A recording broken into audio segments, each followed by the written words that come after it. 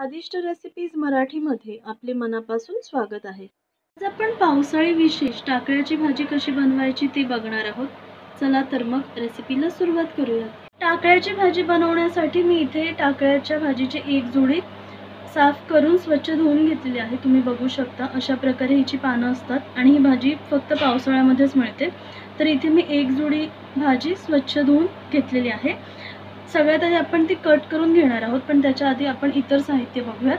तर त्याच्यासाठी इथे मी एक मीडियम साईज कांदा घेतलेला आहे बारीक कट करून, 3 हिरव्या मिरच्या घेतलेल्या आहेत उभ्या चिरून, 8 ते 9 पाकळ्या लसूण घेतलेला आहे ठेचून। लसूण याच्यामध्ये आपण थोडासा जास्तच वापरणार आहोत, त्याच्यामुळे त्याची चव फार छान येते भाजीला।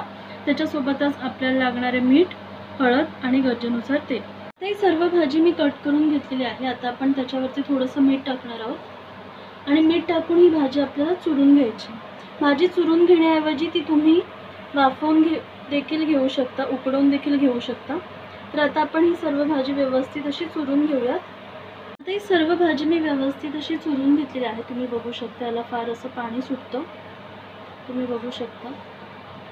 फार घट्ट पिळून घातलं पाणी नाही काढायचं आपल्याला, थोडंफार पाणी त्याच्यामध्ये राहू द्यायचं आपल्याला। सर्व पाणी आपण काढून घेऊयात आणि मग भाजी बनवूयात। आपण टाकळ्याची भाजी बनवूयात त्याच्यासाठी इथे पॅन मध्ये मी एक मोठा चमचा इतपत तेल ऍड केलेलं आहे। सगळ्यात आधी आपण त्याच्यामध्ये टाकणार आहोत लसणाच्या पाकळ्या। लसूण थोडासा गुलाबीसर होईपर्यंत आपण भाजून घेऊयात आधी। लसूण छान भाजला गेला, आता आपण त्याच्यामध्ये ऍड करूयात हिरव्या मिरच्या, त्याच्यासोबतच बारीक कट केलेला कांदा ऍड करूयात, मिक्स करूयात एकदम व्यवस्थित। सोबतच आपण याच्यामध्ये थोडंसं मीठ ऍड करूयात। मीठ टाकताना लक्षात ठेवायचं की आपण भाजी चुरताना देखील त्याच्यामध्ये मीठ ऍड केलं होतं। आणि आता कांदा आपल्याला गुलाबीसर होईपर्यंत परतून घ्यायचा आहे। कांदा देखील मी छान असं परतून घेतलेला आहे, तुम्ही बघू शकता। तर आता आपण याच्यामध्ये टाकणार आहोत अर्धा छोटा चमचा इतपत हळद, मिक्स करून घेऊयात एकदम व्यवस्थित। आणि आता आपण याच्यामध्ये ऍड करणार आहोत टाकळ्याची भाजी।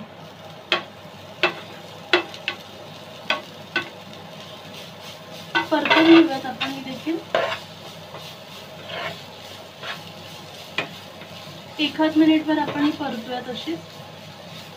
साधारणतः एखाद मिनिट झालेला आहे। स्लो गॅसवरती भाजी मी परतून घेतलेली आहे। आता आपण याच्यावरती झाकण ठेवूयात आणि झाकण ठेवूनच आपण ती थोडा वेळ शिजवून घेऊयात। साधारणतः 4 ते 5 मिनिटं झालेली आहेत। स्लो गॅसवरती भाजी मी शिजवून घेतलेली आहे, तुम्ही बघू शकता। मस्त अशी भाजी रेडी झालेली आहे। मध्ये मध्ये एक दोनदा तरी ती भाजी आपण हलवत राहणं गरजेचं आहे, नाहीतर मग ती करपण्याची शक्यता असते। तर आता आपली भाजी रेडी झाली, आपण गॅस बंद करूयात आणि भाजी सर्व करूयात। आता आपली टाकळ्याची भाजी रेडी झालेली आहे, तुम्ही बघू शकता। ही भाजी तुम्ही भाकरी सोबत किंवा चपाती सोबत सर्व करू शकता, खूप मस्त लागते खायला। नक्की ट्राय करून बघा। रेसिपी आवडली असेल तर लाईक करा, शेअर करा आणि नवनवीन रेसिपीसाठी चॅनलला नक्की सबस्क्राईब करा। धन्यवाद।